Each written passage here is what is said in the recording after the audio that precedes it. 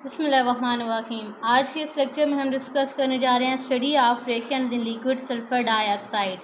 Basically हम non aqueous solvent की chemistry को डिस्कस कर रहे हैं। तो आज के इस लेक्चर को स्टार्ट करने से पहले स्टार्ट पे मैं 2-3 पॉइंट्स डिस्कस करना चाहूँगी ताकि हमारे लिए बेसिकली जो हम ये रिएक्शन स्टडी कर रहे हैं इन रिएक्शंस की बेसिक्स को अंडरस्टैंड करना हमारे लिए इजी हो। तो बेसिकली हमने करना क्या है, chemistry of non aqueous solvent में 3-4 सॉल्वेंट्स लाइक इसमें अमोनिया हो गया, सल्फर डाइऑक्साइड हो गया, ब्रोमीन ट्राइफ्लोराइड हो गया, हाइड्रोजन फ्लोराइड एक्सेट्रा, मतलब इस तरह के कुछ सॉल्वेंट्स में रिएक्शंस को हमने स्टडी करना है। तो हम ऐसे करेंगे, कुछ ऐसे पॉइंट्स लेके चलेंगे ताकि हमारे लिए क्या हो, इन रिएक्शंस की जो बेसिक्स हैं उनको अंडरस्टैंड करना आसान हो। तो नंबर 1 पॉइंट जो हमने माइंड में रखना है, हमने सीक्वेंस सेम रखना है रिएक्शंस का। यानी कि हम कोई भी सॉल्वेंट ले रहे हों, लाइक इससे पहले वाले लेक्चर में हम लोगों ने डिस्कस किया था रिएक्शंस इन लिक्विड अमोनिया। तो जो सीक्वेंस हमने वहाँ फॉलो किया था, सेम रिएक्शंस का सीक्वेंस हम यहाँ फॉलो करेंगे, ठीक है। क्योंकि हम जब सीक्वेंस वाइज चल रहे होंगे तो हमारे लिए उस कंसेप्ट को थोड़ा सा, यानी कि हम कह सकते हैं कि टॉपिक थोड़ा हमारे लिए इजी हो जाएगा। नंबर 1 इसमें पॉइंट ये है, ठीक। सेकेंडली हम लोगों ने क्या करना है, हम कोशिश करेंगे कि रिएक्शंस जिस हद तक अगर पॉसिबल हैं किसी हद तक कि सेम जो पहले हम किसी मीडियम में डिस्कस करके आए हैं वही अगर हम रिएक्शन नेक्स्ट मीडियम में डिस्कस कर सकें तो हम कोशिश करेंगे कि वही रिएक्शंस डिस्कस किए जाएं। नंबर 2 पॉइंट हो गया। नंबर 3 पे हम लोग क्या करेंगे कि हमने मतलब हम अगर देखा जाए, जिस तरह मैंने पॉइंट फर्स्ट में बोला है कि हम क्या करेंगे, रिएक्शंस का सीक्वेंस सेम लेके चलेंगे और उनकी जो डेफिनेशन है उसको भी हम कोशिश करेंगे कि जितना हम ईजी कर सकें, यानी कि किसी हद तक, ताकि हमारा ये टॉपिक इधर ही ऐसे ही कवर हो जाए। और फोर्थ पे हमने ये क्या करना है कि हमने रिएक्शंस को एज इट इज़ मेमोराइज नहीं करना, ठीक है। हमने क्या करना है, रिएक्शन की बेसिक्स को थोड़ा सा अंडरस्टैंड करके चलना है ताकि हमारे लिए अगर जस्ट हमें रिएक्टेंट्स पता हैं तो उसकी बेस पे अगर हमें रिएक्शन की केमिस्ट्री अगर हमने अंडरस्टैंड कर ली तो हम कैसे खुद से प्रोडक्ट को प्रेडिक्ट कर सकते हैं। यानी कि रिएक्शंस को एज इट इज़ हमने मेमोराइज नहीं करना। तो इन्हीं 3-4 पॉइंट्स को फॉलो करते हुए आज के इस लेक्चर को कवर करते हैं। और एक और पॉइंट ये कि कोई भी सॉल्वेंट लें, हम सबसे पहले क्या करेंगे, उसके 3-4 जो जनरल उसके हमने देखें, ये वही क्राइटेरिया मेंशन है जो जब हम criteria of the selection discuss कर रहे थे वहाँ भी ये मेंशन हो चुके हैं। तो इट्स मीन कि इस टॉपिक को थोड़ा सा और ज़्यादा इजी करने के लिए हम लोग क्या करेंगे कि स्टार्ट पे ही इनकी फिजिकल करैक्टरिस्टिक्स को भी, जो जनरल क्राइटेरिया ऑफ सिलेक्शन है सारे सॉल्वेंट्स के, हम डिस्कस करते आएंगे। लाइक जिस तरह हमने लिक्विड अमोनिया का डिस्कस किया था, तो अभी चलते हैं पहले सल्फर डाइऑक्साइड के जो 3-4 बेसिक क्राइटेरिया हैं या जिसकी करैक्टरिस्टिक्स हैं उनको डिस्कस कर लेते हैं। तो सबसे पहले अगर देखा जाए ये सॉल्वेंट होता किस नेचर का है, ये नॉन प्रोटोनिक सॉल्वेंट है। देखें स्ट्रक्चर से ही क्लियर है कि कहीं इसमें प्रोटॉन है ही नहीं, हाइड्रोजन है ही नहीं। इट्स मीन ये क्या है, नॉन प्रोटोनिक सॉल्वेंट है। सेकंड जो हम इसका देखते हैं कैरेक्टरिस्टिक्स देखते हैं वो उसकी लिक्विड रेंज चेक कर लेते हैं। तो अगर सल्फर डाइऑक्साइड की लिक्विड रेंज देखी जाए तो -75.46 से -10.02 तक की होती है। अब ये बेसिकली ये वो इसके क्राइटेरिया हैं जो ऑलरेडी हम एक लेक्चर में डिस्कस कर भी चुके हैं जनरली सॉल्वेंट्स के, जब हम क्राइटेरिया को डिस्कस कर रहे थे। इट्स मीन ये इसका मेल्टिंग पॉइंट है और ये क्या है, इसका बॉइलिंग पॉइंट है, और इस रेंज में ये लिक्विड रेंज में एग्जिस्ट करता है। नेक्स्ट अगर इसका डाइलेक्ट्रिक कांस्टेंट यानी म्यू की वैल्यू देखी जाए तो 17.25 होती है, और डायपोल मूवमेंट की वैल्यू देखी जाए तो वो कितनी होती है, 1.62 होती है, ठीक है। तो आप देखें इन वैल्यू से हमें चीज़ का आइडिया हो जाएगा, थोड़ा सा क्या आइडिया हो जाएगा। नंबर 1 हमें क्लियर हुआ ये नॉन प्रोटोनिक सॉल्वेंट है। Non protonic solvent it's mean यहाँ पर हाइड्रोजन बॉन्डिंग की पॉसिबिलिटी नहीं है। तो फिर वो रिएक्शन जिनमें क्या होता है, हाइड्रोजन बॉन्डिंग डेवलप हो सकती है, वो रिएक्शन लिक्विड अमोनिया में लिक्विड सल्फर डाइऑक्साइड में नहीं होंगे, क्योंकि यहाँ पर प्रोटोनिक जो हाइड्रोजन है यानी कि H+ उसकी जनरेशन की कोई पॉसिबिलिटी है ही नहीं, ठीक। सेकंड जो अब इसका है, हमने इसकी फिजिकल प्रॉपर्टी देखी है कि इसकी ये लिक्विड रेंज है। इट्स मीन कि इस रेंज में इसमें हम लोग रिएक्शन परफॉर्म कर सकते हैं। तो अगर हम लोग इसको यूनिवर्सल सॉल्वेंट वाटर से कंपेयर करके देखें तो देखें वाटर का क्या रेंज होती है, वाटर की रेंज होती है फ्रॉम 0 to 100। यानी कि अब अगर ऐसे रिएक्शन जो हम 0 से बिलो वाली रेंज में करना चाह रहे हैं तो उनकी पॉसिबिलिटी है कि वो हम उनके लिए हम लिक्विड सल्फर डाइऑक्साइड को एज अ मीडियम यूज़ कर सकते हैं।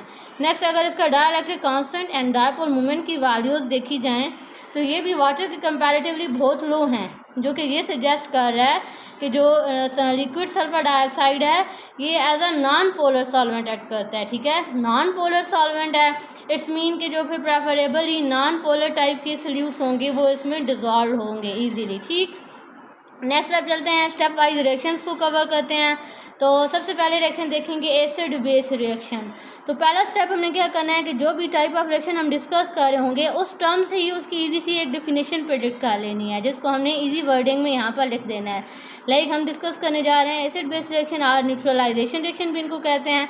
तो बेसिकली इन रिएक्शन में होता क्या है, एसिड होता है, बेस के साथ रिएक्ट करता है, एज रिजल्ट साल्ट बनता है, और क्या होता है एक साथ हमारे पास सॉल्वेंट जनरेट होता है, क्योंकि यहाँ पर सॉल्वेंट लिक्विड सल्फर डाइऑक्साइड है तो यहाँ पर as a solvent sulphur dioxide ही जनरेट हो रहा है।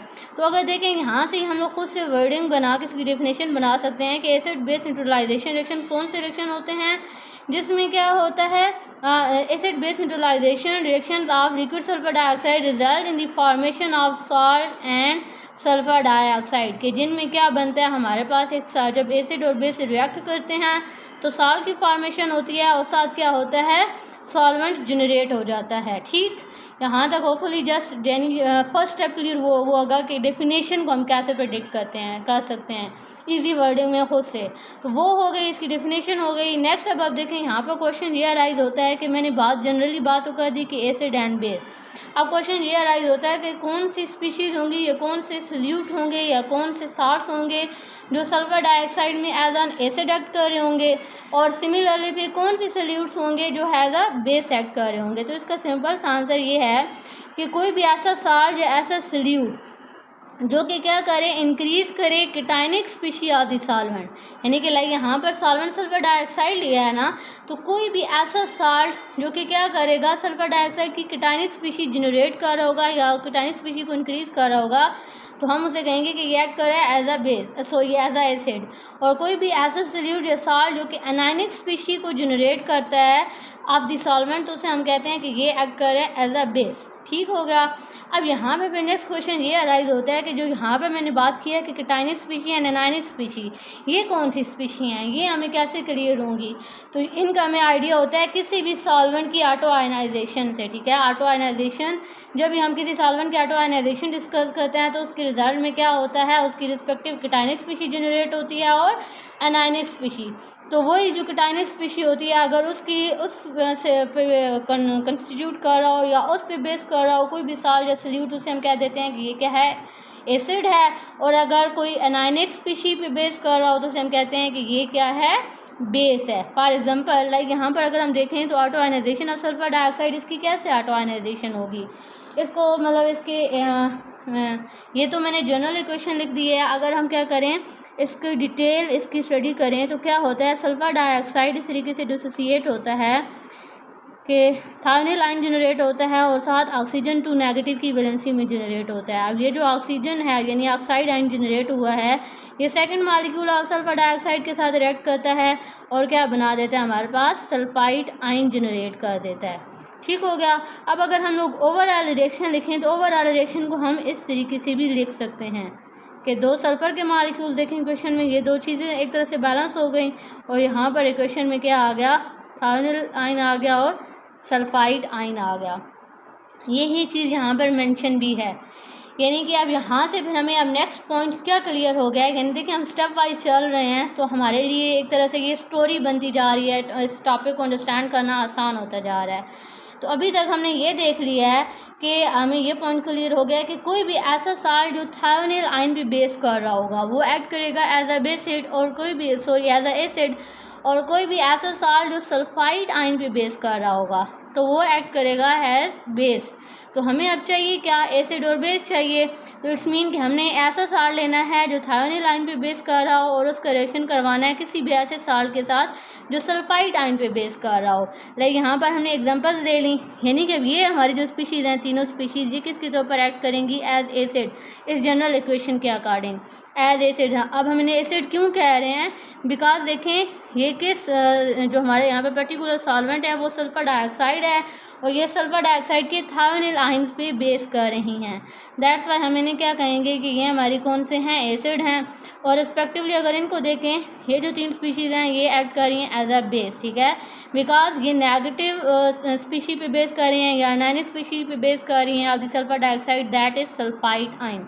अब रिएक्शन होगा क्या, यानी कि सिंपल क्या होगी, यहाँ से डिस्प्लेसमेंट रिएक्शन होगा। डिस्प्लेसमेंट रिएक्शन कैसे, क्या देखें, एक हमने क्या लेना है, एसिड लेना है। तो फर्स्ट केस में हमने क्या लिया, थायोनिल क्लोराइड लिया, उसका रिएक्शन करवाया विद सीजियम सल्फाइड। अब देखिए इन साल्ट को भी हमें रटने की ज़रूरत नहीं पड़ेगी, हमें थोड़ा सा यहाँ से क्लियर हो गया है कि एक तो हमें चाहिए साल्ट चाहिए थायोनिल का, एक चाहिए हमें सल्फाइड का। तो थायोनिल का कौन सा साल्ट ले लिया, थायोनिल क्लोराइड ले लिया, सल्फाइड का कौन सा साल्ट ले लिया, सीजियम सल्फाइड ले लिया, ठीक। अब अगर देखा जाए तो बेसिकली यहाँ पर हमारे पास सोल्यूशन में है क्या, SO2+ की यहाँ पर स्टेट में है, ठीक है, और साथ हमारे पास क्या है यहाँ पर क्लोराइड Cl -1 है, तो हम लोग यहाँ पर ये किस स्टेट में है, -1 की स्टेट में है। साथ हमारे पास क्या है, तो यहाँ पर क्या होगा था, इसकी क्लोराइड की 2 की वैलेंसी होगी, यानी कि 2 क्लोराइड इसको बैलेंस कर रहे होंगे। साथ देखें हमारे पास सीजियम है, और सीजियम किस ऑक्सीडेशन स्टेट में है, क्योंकि ये हमारे पास है 2 नेगेटिव की ऑक्सीडेशन स्टेट में, एक सीजियम +1 की ऑक्सीडेशन स्टेट में होगा। और साथ हमारे पास यहाँ से सल्फाइड आइन है 2 नेगेटिव, ठीक, यानी कि अब बेसिकली हमारे पास सोल्यूशन में ये 4 आइंस मौजूद हैं। तो सिंपल इनकी क्या होगी, डिस्प्लेसमेंट रिएक्शन हो जाएगा, आइंस आपस में एक्सचेंज हो जाएंगे। जो पहली स्पीशी का केटाइन था वो क्या होगा, सेकंड स्पीशी के केटाइन से रिप्लेस हो जाएगा, यानी कि पहले थायोनिल के साथ क्लोराइड अटैच था ना, अब क्या हो जाएगा, क्लोराइड एंड सल्फाइड आपस में बॉन्ड बना लेंगे और कुछ हमारे पास इस तरीके की स्पीशी प्रोड्यूस हो जाएगी, ठीक हो गया। यानी अगर सिंपल हम देखें तो क्या हुआ है, डबल डिस्प्लेसमेंट हो गया है। सेकंड, अब हमारे पास सोल्यूशन में क्या आ जाता है, थायोनिल आयन आ जाता है और SO3 की फॉर्म में हमारे पास सल्फर मौजूद होती है। तो ये इस तरीके से खुद को अरेंज करेगी कि ये सल्फर डाइऑक्साइड की फॉर्म में रिलीज हो जाएगी, यानी फाइनली हमारे पास प्रोडक्ट क्या बनेगा, caesium chloride and sulphur dioxide. तो ये क्या है, एक साल्ट है और साथ क्या जनरेट हो रहा है, सल्फर डाइऑक्साइड, यानी कि सॉल्वेंट प्रोड्यूस हो रहा है। सेम मैकेनिज्म को हम लोग फॉलो करते हुए आप लोग क्या कर सकते हो, यानी कि क्या करना है, आप इस थायोनिल को रिप्लेस करना है इस केटाइनिक स्पीशी के साथ, जो कि यहाँ पर अब नेक्स्ट में हम देख सकते हैं कि पोटाशियम है, ठीक हो गया। और फिर फाइनली फिर क्या होगा, ये जो थायोनिल है यहाँ से जहाँ जो सल्फाइड है ये किसकी फॉर्म में रिलीज हो जाएगा, in the form of sulphur dioxide. So अब चलते हैं नेक्स्ट रिएक्शन की तरफ। सेकेंड रिएक्शन जो कि है सॉल्वोलाइसिस और सॉल्वोलिटिक रिएक्शन। तो सबसे पहले टर्म से डेफिनेशन को प्रिडिक्ट करने की कोशिश करते हैं, सॉल्वोलाइसिस और सॉल्वोलिटिक रिएक्शन। लेकिन टर्म ही इंडिकेट करिए, आल दो हम लोग इनको पहले भी डिस्कस कर चुके हैं सॉल्वोलाइसिस रिएक्शन को। सॉल्वोलाइसिस रिएक्शन जिसमें क्या हो रहा है, सॉल्वेंट की लाइसिस हो रही है, solvo mean solvent and lysis mean break down, again solvo mean solvent and lytic mean break down, यानी कि ऐसा रिएक्शन जिसमें क्या हो रहा है, सॉल्वेंट की लाइसिस हो रही हो और इसी को हम कहते हैं कि जिसमें सॉल्वेंट की क्या हो रही हो, ऑटो आयनाइजेशन हो रही हो। इस टाइप के रिएक्शंस को हम क्या बोलते हैं, सॉल्वोलाइसिस और सॉल्वोलिटिक रिएक्शन। अब इनको एग्जांपल से अंडरस्टैंड करते हैं कि सॉल्वोलाइसिस रिएक्शन होते कौन से रिएक्शंस हैं। लाइक यहाँ पर एग्जांपल में देखें, अच्छा आप देखें एक चीज़ हमें क्लियर हो गई, यहाँ पर सॉल्वेंट की क्या होनी है, ब्रेक डाउन होनी है, ठीक, यानी सॉल्वेंट की ऑटो आयनाइजेशन होनी है। तो सबसे पहले तो हम क्या करते हैं, फिर क्या काम करेंगे, सबसे पहले सॉल्वेंट की ऑटो आयनाइजेशन कर लेते हैं। यहाँ पर हमारे पास सॉल्वेंट है क्या, सल्फर डाइऑक्साइड, पहले इसकी क्या कर लेते हैं, ऑटो आयनाइजेशन। और अभी पिछले वाले रिएक्शन में भी हम डिस्कस करके आ चुके हैं कि सॉल्वेंट की जब इसकी सल्फर डाइऑक्साइड की ऑटो आयनाइजेशन होती है तो कुछ इस तरह की स्पीशीज़ जनरेट होती हैं, ठीक है, यानी कि ये जो 2 नेगेटिव है ये second molecule of sulphur dioxide के साथ रिएक्ट करके सल्फाइड आयन जनरेट कर देता है, ठीक हो गया, यानी कि ये स्पीशीज़ मौजूद होंगी, ऑटो आयनाइजेशन के रिजल्ट में ये स्पीशीज़ बनेंगी। अब देखें रिएक्टेंट हमने क्या लिया, फर्स्ट केस में फास्फोरस पेंटाक्लोराइड लिया है, ठीक। अब फास्फोरस पेंटाक्लोराइड करेगा क्या, लाइक PCl5। एक तो हमारे पास ये 3 जो हैं आयन्स या ये 3 हम क्या सकते हैं कि आयनिक स्पीशीज़ मौजूद हैं सॉल्यूशन के अंदर। साथ हमने क्या लिया है PCl5। तो PCl5 कैसे आयोनाइज होगा कि फास्फोरस की यहाँ पर देखें +5 की ऑक्सीडेशन स्टेट आएगी और क्लोराइड की -1 की ऑक्सीडेशन स्टेट आएगी। ठीक, तो अब क्या होगा हमारे पास रिएक्शन कुछ इस तरीके से होगा कि ये देखें फास्फोरस है +5 की ऑक्सीडेशन स्टेट के साथ, ये करना चाहता है ख़ुद को एक स्टेबल प्रोडक्ट बनाना चाहता है। यानी कि अब अगर हम देखें रिएक्शन मीडियम में हमारे पास SO2+ की फॉर्म में मौजूद है, O2 नेगेटिव की फॉर्म में मौजूद है और SO3 नेगेटिव की फॉर्म में प्रेजेंट हो सकता है। साथ फास्फोरस +5 की ऑक्सीडेशन स्टेट के साथ क्लोराइड मौजूद है। तो यहाँ से हमारे पास जो फास्फोरस है अब ये ख़ुद को कुछ इस तरीके से स्टेबल करेगा कि देखिए इससे ख़ुद को ऐसे स्टेबल करना है कि इसके ऊपर प्लस चार्ज न्यूट्रलाइज हो सके, यानी ये अपने प्लस चार्ज की ऑक्सीडेशन स्टेट को स्टेबल कर सके। तो ये रिएक्शन में से कैसे स्टेबल करेगा, ये ऐसे स्टेबल करेगा कि एक ऑक्सीजन लेगा, एक ऑक्सीजन लिया इसने, यानी कि इसका +2 चार्ज तो स्टेबल हो गया। अभी भी क्या है इसका 3 जो यानी कि देखें इसका अपने ऊपर कितना चार्ज है +5 है, ऑक्सीजन के ऊपर कितना है यहाँ पर देखें -2, यानी कि इसका देखें 2 तो स्टेबल हो चुका है, +3 अभी भी इसने वैलेंसी स्टेबल करनी है, यानी +3 और इसे एनायनिक स्पीशीज़ चाहिए। तो वो क्या करेगा, ये 3 क्लोराइड के साथ रिएक्ट करके इस तरीके का एक स्टेबल प्रोडक्ट दे देगा। यही हम यहाँ पर देखें प्रोडक्ट में देख सकते हैं। ठीक, और सेकेंडली फिर साथ क्या होगा देखें, जो साथ हमारे पास मीडियम में क्या मौजूद है SO2+ की फॉर्म में मौजूद है। ये ख़ुद को कैसे स्टेबल करेगा कि 2 क्लोराइड आयन ले लेगा, क्योंकि एक क्लोराइड आयन एक पॉजिटिव चार्ज को स्टेबल करेगा। इसे अपनी वैलेंसी स्टेबल करने के लिए 2 एनायनिक स्पीशीज चाहिए। तो ये क्या करेगा, 2 क्लोराइड आयन के साथ यानी 2 moles of chloride ion react करेगा और हमारे पास इस तरीके से स्टेबल स्पीशीज जनरेट कर देगा। यहाँ पर हम लोग एक और पॉइंट और देख सकते हैं कि लाइक देखें जिस तरह हम लोगों ने लिक्विड अमोनिया की केमिस्ट्री डिस्कस की है, वहाँ पर भी हमने यही साल्ट लिया था, वहाँ पर भी यहाँ सिलिकॉन टेट्राक्लोराइड का भी साल्ट डिस्कस हुआ था, टाइटेनियम टेट्राक्लोराइड का भी साल्ट डिस्कस हुआ था जब हम लोग सॉल्वोलाइसिस ऑफ अमोनिया डिस्कस कर रहे थे। और वहाँ पर बोरान ट्राइक्लोराइड का मालिक्यूल भी हमने लिया था। ठीक है, यानी कि देखा जाए तो इसमें tungsten chloride and uranium chloride जो हैं ये 2 न्यू मालिक्यूल लिए गए हैं, ये 2 न्यू साल्ट लिए गए हैं। बाकी देखे जाए तो चारों साल्ट एग्जैक्टली सेम है। अब इससे क्या होगा कि हमें वही रिएक्शन एक तरह से देखें रिपीट हो रहा है। सेकेंड पॉइंट क्या है कि एक तो यानी कि सॉल्वेंट यहाँ पर फिक्स्ड है, हमें पता है। एक तो सॉल्वेंट यहाँ पर हर सूरत क्या होना है, जो हमारा एक हमारा रिएक्टेंट जहाँ पे हर सूरत क्या होना है, सॉल्वेंट होना है, बिकॉज हम सॉल्वोलाइसिस डिस्कस कर रहे हैं। तो सेकंड अब बारी आती है इन साल्ट्स की।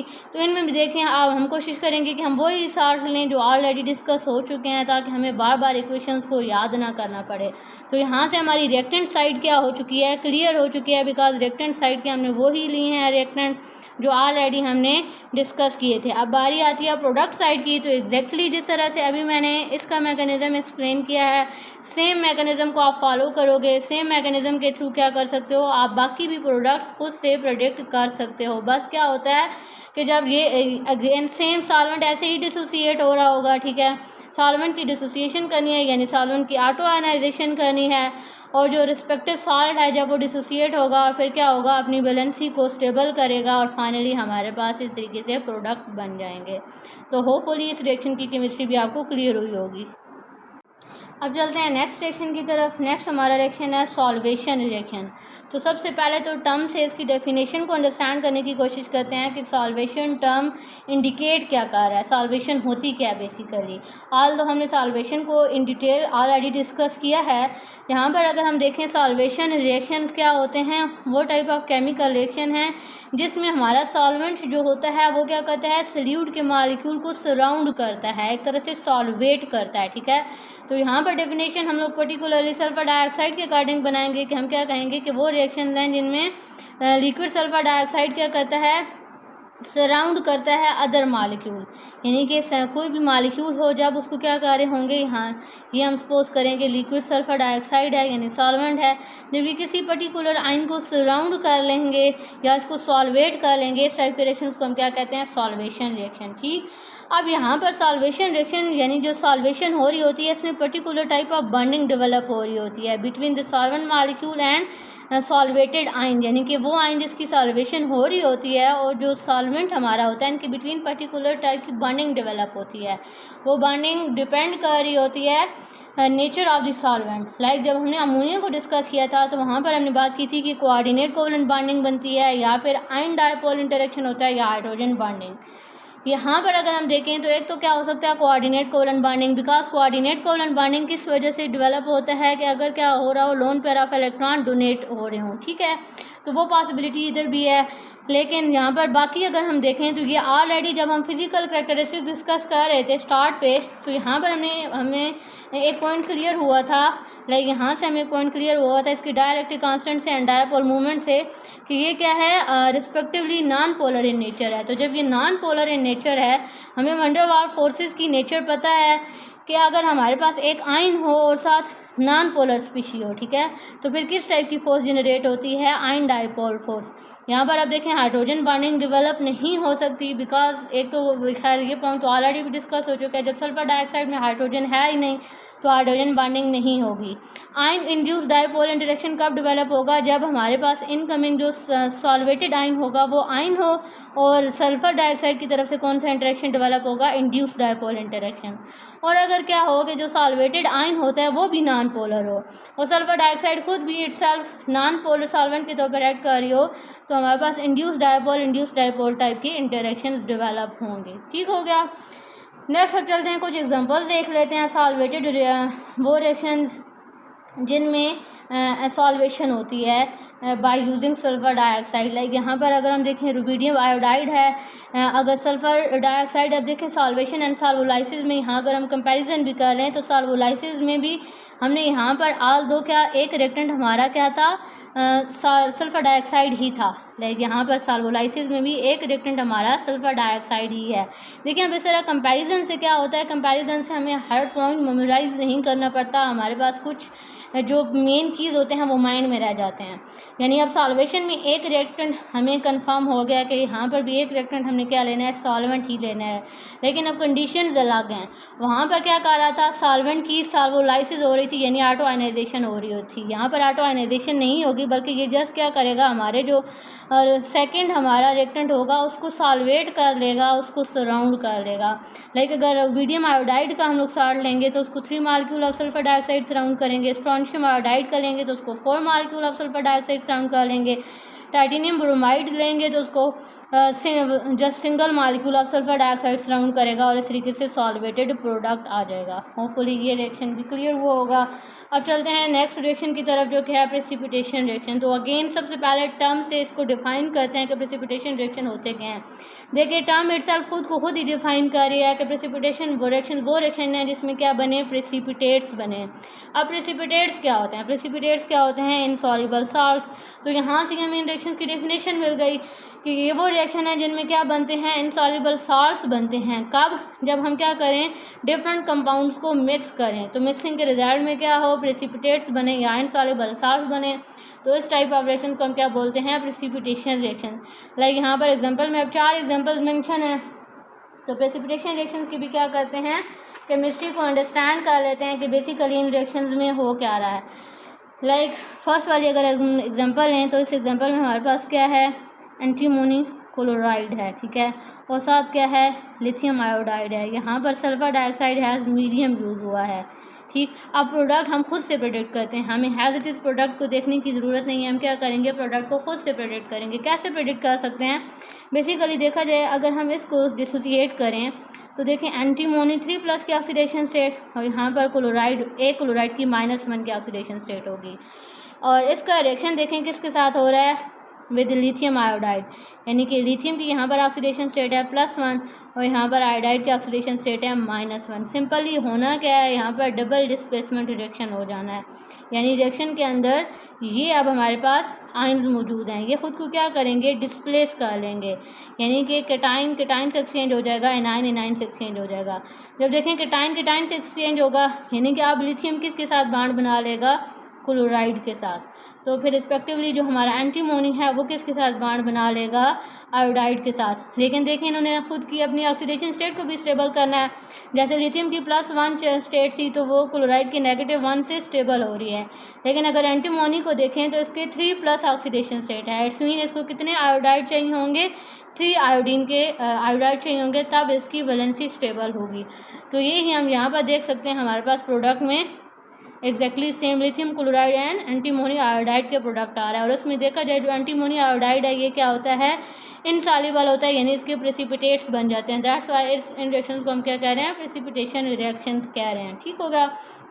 सेम केमिस्ट्री से हम क्या कर सकते हैं, बाकी साल्ट्स के भी प्रोडक्ट को प्रेडिक्ट कर सकते हैं। ठीक, तो यानी कि सेम पाथ पे फॉलो हो रहा होगा। और देखें हम एक और चीज़ भी कंपेयर यहाँ से कर सकते हैं, कैसे कि यहाँ पर जिस तरह देखें फर्स्ट में हम लोगों ने लिया एंटीमोनी क्लोराइड लिया, नेक्स्ट भी हम क्लोराइड ही ले रहे हैं, लेकिन पहले हमने एंटीमोनी मेटल का लिया था। अब हम क्या करेंगे, यहाँ पर मेटल अपनी मर्जी से चेंज कर देंगे। लाइक यहाँ पर हमने क्या ले ली, एल्यूमिनियम ले ली। फर्स्ट केस में हम लोग जो साल्ट ले रहे थे इसके साथ वो ले रहे थे लिथियम आयोडाइड का, अभी हम आयोडाइड ही ले रहे हैं, लेकिन किस मेटल का, सोडियम मेटल का। इसी तरह नेक्स्ट तो देखेंगे अगर रिएक्टेंट पता होंगे तो प्रोडक्ट जिस तरीके से अभी हमने खुद प्रेडिक्ट किए हैं, आप जब इसकी प्रैक्टिस करोगे तो होपफुली इस एक दो दफ़ा की प्रैक्टिस से आपकी इन रिएक्शन पे ग्रिप आ जाएगी। नेक्स्ट अगर देखें तो पोटाशियम आयोडाइड है, उसका हम लोग रिएक्शन करवा रहे हैं विद थायोनिल क्लोराइड। ठीक है, तो इसी को जब देखें अगर नेक्स्ट जो एग्जांपल है, जस्ट क्या किया कि पहले हमने पोटाशियम का आयोडाइड लिया, फिर हमने पोटाशियम ब्रोमाइड ले लिया, बाकी जो सेकंड रिएक्टेंट तब एग्जैक्टली सेम लिया है। तो आप इसको एग्जैक्टली सेम इसी वे में क्या कर सकते हो, जिस तरह मैंने एक की आपको रिएक्शन को इसकी मैकेनिज़्म को एक्सप्लेन किया है, सेम मैकेनिज़्म के थ्रू आप बाकी प्रोडक्ट भी खुद से प्रेडिक्ट कर सकते हो। नेक्स्ट आता है कम्प्लेक्स फॉर्मेशन रिएक्शन। तो अब अगेन वही काम हमने करना है कि सबसे पहले टर्म से देखेंगे कि कम्प्लेक्स फॉर्मेशन रिएक्शन होते क्या हैं।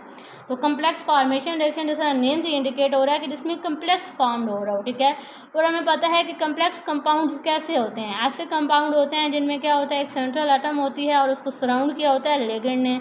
तो यही इसकी डेफिनेशन है कि वो रिएक्शन जिनमें क्या होता है, कोऑर्डिनेटेड कम्प्लेक्स बनता है। कैसे बनता है, फ्रॉम अ कोऑर्डिनेटिंग एटम और central atom and a set of ligand, जिसमें क्या होता है, सेट ऑफ लिगेंड होता है, सेंट्रल एटम होता है, और ये मिलकर क्या बनाते हैं, कोऑर्डिनेटेड कम्प्लेक्स टाइप बनाते हैं। इस टाइप की रिएक्शंस को हम क्या कहते हैं, कम्प्लेक्स फॉर्मेशन रिएक्शंस कहते हैं। लाइक अब एग्जांपल देखें तो एग्जांपल में हम लोग क्या किया, एंटीमोनी क्लोराइड लिया प्लस पोटाशियम क्लोराइड लिया। तो फर्स्ट स्टेप जिस तरह देखें बिल्कुल अभी प्रेसिपिटेशन में नहीं हुआ था, एग्जैक्टली फर्स्ट स्टेप सेम होगा, यानी फर्स्ट स्टेप की केमिस्ट्री एग्जैक्टली सेम होगी, डबल डिस्प्लेसमेंट रिएक्शन होगा। ठीक है, सॉरी नहीं यहाँ पे मतलब अच्छा antimony chloride and potassium chloride का जब रिएक्शन होगा तो क्या होगा कि यहाँ से एंटीमोनी जो है, ठीक है, ये क्या कर सकती है, सेंट्रल एटम के तौर पर एक्ट कर सकती है, यानी इसके पास वैकेंट डी ऑर्बिटल होंगे। ठीक है, तो उसके पास एबिलिटी है ये लोन पेयर ऑफ इलेक्ट्रॉन को ले सके, यानी कि आप केमिस्ट्री कुछ इस तरीके से है कि एक हमारे पास एंटीमोनी क्लोराइड है, साथ क्या है, पोटाशियम क्लोराइड।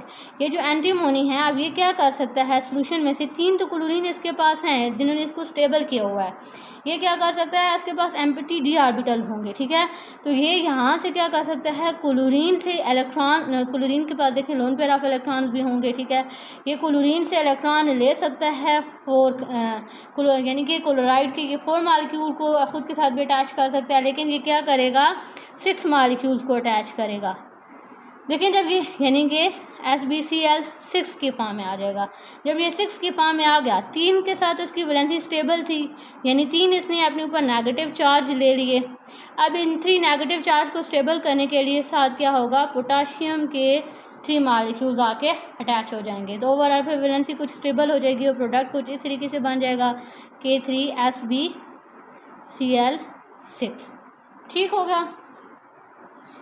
अब सेकेंडली हम लोग यानी कि फर्स्ट एग्जांपल में देख लिया हमारे पास एक कम्प्लेक्स फॉर्मेशन हो रही है। इसी तरह एक और एग्जांपल में अगर हम लोग देखें एंटीमोनी पेंटाक्लोराइड और इसका रिएक्शन हो रहा है विद नाइट्रोसाइल क्लोराइड। ठीक है, एग्जैक्टली यहाँ पर भी सेम हमारे पास केमिस्ट्री होगी। हमने क्या लिया, अब क्लोराइड, इसके साथ पेंटाक्लोराइड है, साथ नाइट्रोसिल क्लोराइड कि जो अगेन हमारे पास ये जो एंटीमनी है ये क्या करेगी, अब सोल्यूशन में से एक और क्लोराइड ले लेगी Cl6 यानी कि इस क्लोराइड को ले लेगी, तो यानी अपनी डी ऑर्बिटल में उन इलेक्ट्रॉन्स को एडजस्ट कर लेगी और ओवरऑल इसके ऊपर चार्ज क्या आ जाएगा -1।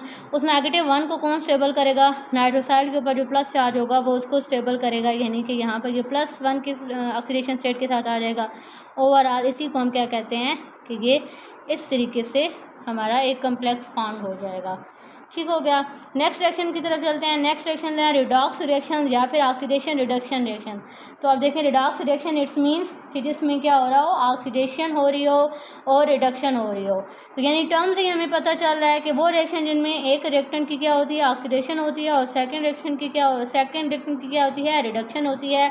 इस टाइप के रिएक्शंस को हम क्या कहते हैं, रिडॉक्स रिएक्शन कहते हैं। लाइक यहाँ पर एग्जाम्पल में अगर हम देखें तो फर्स्ट एग्जांपल में अगर हम देखें फेरिक क्लोराइड है, ये जब रिएक्शन करता है विद पोटेशियम आयोडाइड तो हैज़ रिजल्ट यहाँ पर sulphur dioxide as medium use हो रहा है। प्रोडक्ट में क्या बनता है, फेरिक क्लोराइड बन जाता है, साथ पोटेशियम क्लोराइड और साथ आयोडीन। अब यहाँ पर अगर हम लोग ऑक्सीडेशन स्टेट देखें तो यहाँ पर अगर हम देखें फेरिक क्लोराइड में इसकी आयरन की ऑक्सीडेशन स्टेट कितनी है, +3 है, जबकि फेरस क्लोराइड में इसकी ऑक्सीडेशन स्टेट कितनी बन रही है, +2 बन रही है। ठीक, इट्स मीन इसकी ऑक्सीडेशन स्टेट +3 से +2 में जा रही है, +3 से +2 में आना यानी ऑक्सीडेशन स्टेट डिक्रीज़ हो रही है। और हमें पता है decrease in oxidation it's mean इसकी क्या हो रही है, रिडक्शन हो रही है। रिस्पेक्टिवली अगर हम देखें यहाँ पर आयोडीन की -1 ऑक्सीडेशन स्टेट है और यहाँ पर 0, यानी -1 से 0 की तरफ आ रहा है, यानी ये पॉजिटिव वैल्यूज़ की तरफ आ रहा है। या अदर वर्ड्स हम कह सकते हैं कि इसकी ऑक्सीडेशन स्टेट इंक्रीज़ हो रही है। और इंक्रीज़ इन ऑक्सीडेशन स्टेट क्या होता है, ऑक्सीडेशन। तो देखें एक ही रिएक्शन में रिस्पेक्टिवली एक आयन की क्या हो रही है, रिडक्शन, और दूसरी की क्या हो रही है, ऑक्सीडेशन। तो इस टाइप के रिएक्शन को हम लोग क्या बोलते हैं, redox reaction. Same chemistry follow होगी एग्जैक्टली इन सेकंड जो 2 एग्जांपल्स हैं उनके लिए। लाइक अब लास्ट वाले एग्जांपल में देख लेते हैं कि नाइट्रोसाइल हैलाइड हमने लिया, तो यहाँ पर नाइट्रोजन पे देखें +3 की ऑक्सीडेशन स्टेट है, क्योंकि ये देखें इस तरीके से कंपाउंड है OX। O पे क्या होगी -2 और हैलाइड पे क्या होगा -1, तो ओवरऑल -3, तो नाइट्रोजन पे रिस्पेक्टिवली क्या होगी +3। और साथ हमने क्या लिया हुआ है, सोडियम अजाइड लिया हुआ है। यहाँ पर सोडियम पे देखें तो +3 की ऑक्सीडेशन स्टेट है और नाइट्रोजन पे कितनी है, -3 की ऑक्सीडेशन स्टेट है। ठीक हो गया। तो रिस्पेक्टिवली अगर हम देखें प्रोडक्ट में तो नाइट्रोजन की यहाँ +3 ऑक्सीडेशन स्टेट से +2 में कन्वर्ट हो रही है, यानी इसकी ऑक्सीडेशन स्टेट डिक्रीज़ हो रही है। डिक्रीज इट्स मीन इसकी क्या हो रही है, रिडक्शन हो रही है। और अगर नाइट्रोजन की देखें तो -3 से 0 में कन्वर्ट हो रही है, यानी ऑक्सीडेशन स्टेट इंक्रीज़ हो रही है। तो रिस्पेक्टिवली हम कह सकते हैं कि नाइट्रोजन की क्या हो रही है, ऑक्सीडेशन। तो अगेन वही बात कि एक ही रिएक्शन में क्या हो रहा है, एक रिएक्टेंट हमारा ऑक्सीडाइज हो रहा है और दूसरा क्या हो रहा है, रिड्यूस हो रहा है। अब चलते हैं नेक्स्ट टाइप ऑफ रिएक्शन जो कि हैं डबल डिस्प्लेसमेंट रिएक्शन, या इन रिएक्शन को हम लोग बोलते हैं मेटाथीसिस रिएक्शन। तो देखिए अगेन वही बात कि टर्म से समझ आ रही है डबल डिस्प्लेसमेंट, कि जिसमें क्या हो रही हो हमारे पास 2 स्पीशीज़, या हम कहते हैं कि 2 आयन्स एट अ टाइम क्या होते हैं, डिस्प्लेस हो जाते हैं। ठीक है, अब मैं इन रिएक्शन के मैकेनिज्म को अगेन एक्सप्लेन नहीं करने वाली, बिकॉज ऑलरेडी जब हमने प्रेसिपिटेशन रिएक्शन डिस्कस किया था या फिर जब हम लोगों ने सॉल्वोलाइसिस डिस्कस की थी तो वहाँ पर भी बेसिकली डबल डिस्प्लेसमेंट ही हो रही थी कि टाइन से रिप्लेस हो रहा था, एनाइन से रिप्लेस हो रहा था। अब मज़े की बात यहाँ पर न्यू एग्जांपल्स भी नहीं लेनी पड़ी हमें, एग्जांपल्स भी एक्जैक्टली वही जो हमने ऑलरेडी डिस्कस कर चुके हैं प्रेसिपिटेशन रिएक्शन में या सॉल्वोलाइसिस रिएक्शन में। वहाँ उन रिएक्शन से आप अपनी मर्ज़ी की भी कोई भी एग्जांपल उठा के यहाँ पर मेंशन कर सकते हो, ठीक, जिनकी केमिस्ट्री हम पहले डिस्कस कर चुके हैं। नेक्स्ट अब रिएक्शंस आते हैं, रिएक्शंस ऑफ ऑर्गेनिक कंपाउंड। देखिए हमने स्टार्ट पे एक पॉइंट डिस्कस किया था कि इसकी क्या होती है, सल्फर डाइऑक्साइड की डाइलेक्ट्रिक कांस्टेंट या डायपोल मूवमेंट कम होता है। दैट्स वाई ये बेस्ट सॉल्वेंट है for non polar type of reaction. It's mean for organic compounds ये क्या है, एक बेस्ट सॉल्वेंट के तौर पर रिएक्ट करता है। ठीक हो गया। तो दैट्स वाई यहाँ पर स्पेसिफिकली इसके जो रिएक्शन हैं, जो ऑर्गेनिक कंपाउंड के रिएक्शन हैं, हम उनको भी डिस्कस करेंगे। तो ये क्या मेंशन है कि liquid sulphur dioxide is excellent solvent for organic compound. ठीक है, ऑर्गेनिक कंपाउंड के लिए ये बेस्ट रोल प्ले कर सकता है एज अ मीडियम या as a solvent. Like sulphonation reaction हो गया, फ्राइडल क्राफ्ट रिएक्शन हो गया, ब्रोमिनेशन रिएक्शन हो गया। तो तीनों रिएक्शंस को डिस्कस करेंगे। सल्फोनेशन रिएक्शन अब कौन से रिएक्शन होते हैं जिसमें सल्फोनाइल ग्रुप यानी SO3 ग्रुप ऐड होता है। ठीक है, लाइक यहाँ पर एग्जांपल में देखें हमने बेंजीन ली, तो बेंजीन का जब हम लोग क्या कहते हैं सल्फोनाइल क्लोराइड के साथ रिएक्ट करवाते हैं the presence of liquid sulphur dioxide, यहाँ से बेसिकली क्या होता है हाइड्रोजन डिस्प्लेस्ड हो जाएगा, ठीक है। यानी इन जनरल में जैसा अगर हम इसका मैकेनिज्म देख लें, यहाँ नेगेटिव चार्ज आ रहा है एक तरह से, उसको यहाँ से हाइड्रोजन रिप्लेस होगा और उसकी जगह देखें यहाँ से कौन सा स्पीशीज जो हमारे पास है सल्फोनाइल ग्रुप है, सल्फोनाइल ग्रुप आके बेंजीन के साथ अटैच हो जाएगी और एज अ रिजल्ट क्या बन जाएगा बेंजीन सल्फोनिक एसिड, और साथ जो यहाँ से हाइड्रोजन डिस्प्लेस हुई थी वो क्लोरीन के साथ हाइड्रोजन क्लोराइड की फॉर्म में रिलीज हो जाएगी। और इस रिएक्शन के लिए सल्फर डाइऑक्साइड सूटेबल सॉल्वेंट है। नेक्स्ट देखते हैं Friedel Crafts reaction. Friedel Crafts reaction की अगर कंडीशन देखी जाए तो इसमें क्या होता है हम लोग यूज़ करते हैं एल्यूमिनियम क्लोराइड यूज़ कर रहे होते हैं, ठीक है। अब क्या होता है कि जो एल्यूमिनियम क्लोराइड है इसकी हाई सॉल्युबिलिटी होती है इन सल्फर डाइऑक्साइड, दैट्स वाई फिर इस रिएक्शन के लिए हमारे पास सल्फर डाइऑक्साइड बेस्ट मीडियम का रोल प्ले कर सकता है, बिकॉज जो फ्राइडल क्रॉफ्ट रिएजेंट है एल्यूमिनियम क्लोराइड वो क्या हो सकता है उसकी सॉल्युबिलिटी हाई है इन सल्फर डाइऑक्साइड। तो ओवरऑल अगर जनरल रिएक्शन देखा जाए फ्राइडल क्रॉफ्ट रिएक्शन, लाइक यहाँ पर मैंने जस्ट एसाइलेशन डिस्कस की है, हमें पता है कि ये अल्काइलेशन टाइप के भी रिएक्शन हो सकते हैं और एसाइलेशन भी हो सकते हैं, यानी एसाइल ग्रुप इंट्रोड्यूस हो सकता है टू द बेंजीन रिंग या फिर अल्काइल ग्रुप इंट्रोड्यूस होता है।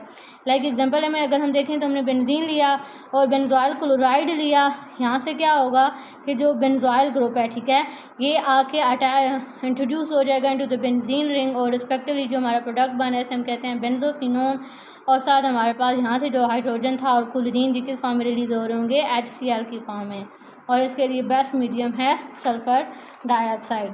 नेक्स्ट टाइप ऑफ रिएक्शन है ब्रोमिनेशन रिएक्शन। ब्रोमिनेशन रिएक्शन जिनमें क्या होता है हम लोग क्या करते हैं ब्रोमीन को इंट्रोड्यूस करते हैं इनटू अनसेचुरेटेड कंपाउंड्स, लाइक यहाँ पर हमने स्टाइरीन लिया एक अनसेचुरेटेड कंपाउंड, उसमें ब्रोमीन को इंट्रोड्यूस करवाएंगे, यहाँ से डबल बॉन्ड ब्रेक हो जाएगा, एक ब्रोमीन इधर आके अटैच हो जाएगा, सेकेंड जो ब्रोमीन होगा वो इस कार्बन के साथ आके अटैच हो जाएगा, जो प्रोडक्ट ऑब्टेन होगा स्टाइरीन डाइब्रोमाइड। सिमिलरली हम लोग फिनोल की भी ब्रोमिनेशन कर सकते हैं, हमारे पास क्या ऑब्टेन होगा पी ब्रोमोफिनोल ऑब्टेन होंगे और इनके लिए बेस्ट सॉल्वेंट है लिक्विड सल्फर डाइऑक्साइड। तो होपफुली यहाँ तक रिएक्शंस क्लियर हुए होंगे। अब चलते हैं कुछ थोड़े से ड्रॉबैक्स भी देख लेते हैं कि सल्फर डाइऑक्साइड को एज अ सॉल्वेंट यूज़ करने के ड्रॉबैक क्या हैं।